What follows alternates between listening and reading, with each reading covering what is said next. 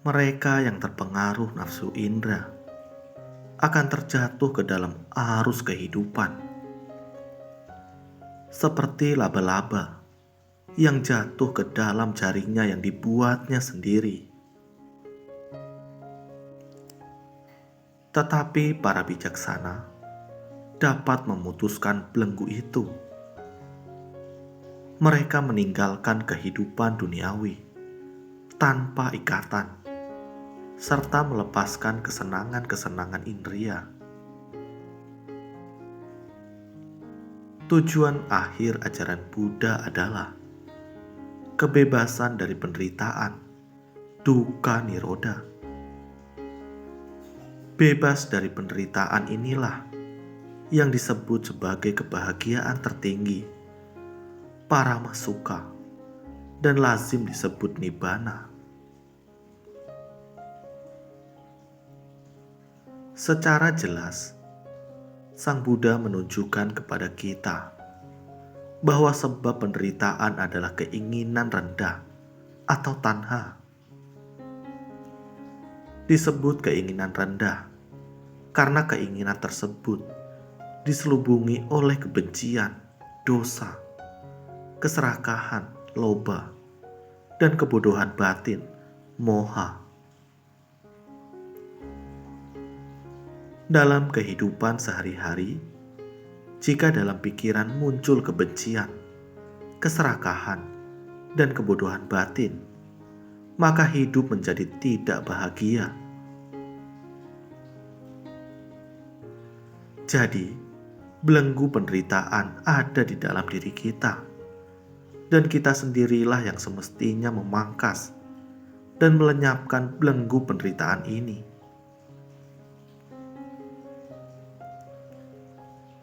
Perhatikanlah di dalam diri kita saat muncul penolakan terhadap kenyataan, mengeluh, marah, benci, dan dendam. Maka penderitaan akan timbul. Saat muncul rasa tidak bersyukur, tidak menikmati dan menghargai apa yang sudah dicapai, menginginkan sesuatu secara berlebihan, maka di sana kita merasakan tidak kebahagiaan.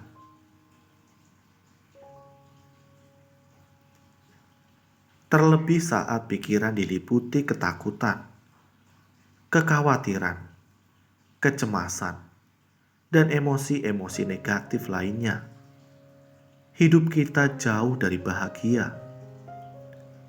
Itulah manifestasi dari kebencian, keserakahan, dan kebodohan batin sebagai belenggu penderitaan kita.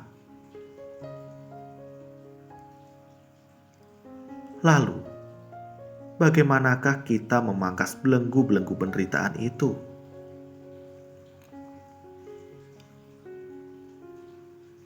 Pertama, kita perlu melatih pengendalian diri dalam hal keinginan-keinginan kita. Kita perlu memilih mana keinginan yang tidak melanggar dhamma dan keinginan yang realistis kita capai.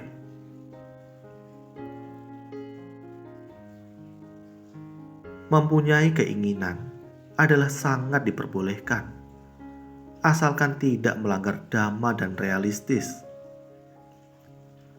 Keinginan yang bertentangan dengan moralitas, hukum positif suatu negara, norma masyarakat, dan peraturan lainnya jelas akan menimbulkan penderitaan, meskipun di awal nampaknya menyenangkan.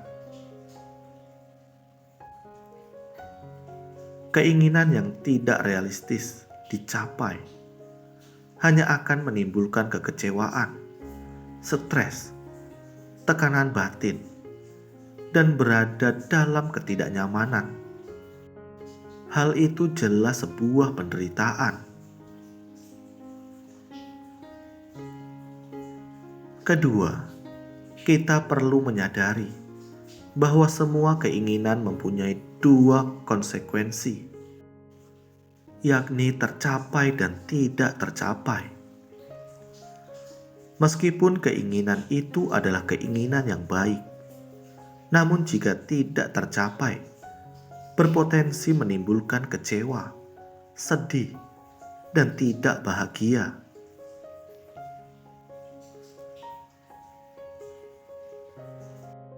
Sedangkan keinginan yang tercapai berpotensi menimbulkan keinginan-keinginan baru yang lebih lagi. Tidak jarang membuat keinginan yang telah tercapai terasa tidak lagi membahagiakan. Apalagi jika keinginan kita sebenarnya hanyalah demi untuk pemenuhan ego semata.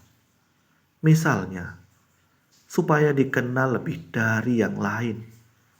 Dan jika ada yang melebihi dirinya, menjadi sangat tidak bahagia.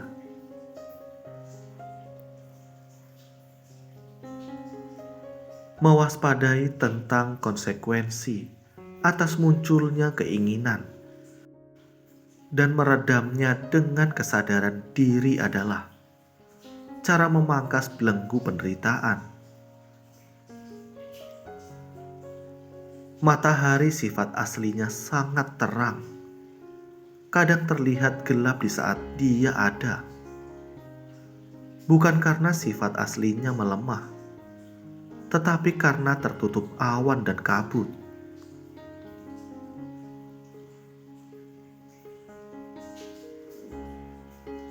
Rohani sifatnya aslinya sangat bersih, sering terlihat buram dikala tersesat.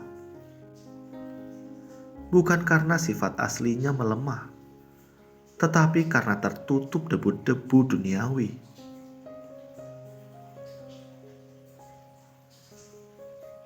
"60.000 tahun terdampar di dunia ini, melewati ratusan kali reinkarnasi.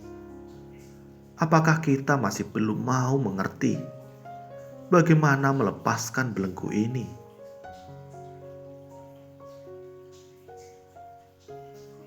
Debu-debu duniawi harus dihapuskan agar rohani bersih kembali.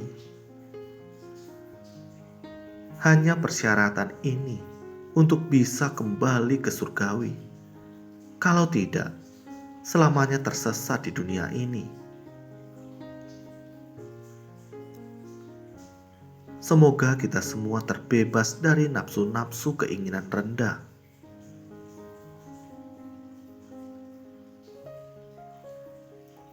Semoga semua makhluk hidup berbahagia.